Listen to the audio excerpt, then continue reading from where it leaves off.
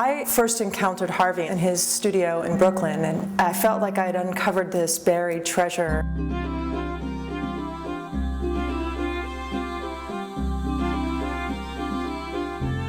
We spent hours looking at the work, and it wasn't just the old paintings that were 4 decades old. It was the stuff that was on his easel that was still wet. He touches this deep emotional part of people. And I felt that he was someone who's been marginalized or overlooked for years.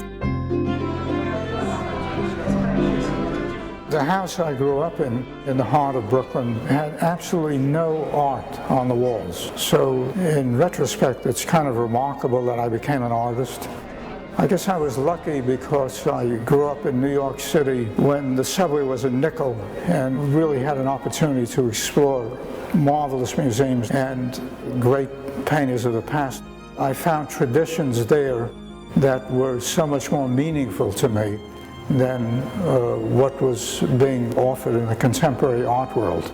As his gallerist, one of the things that continues to amaze me is how broad-reaching and appealing his work is. And it's that painstaking sketching on the subway day in and day out.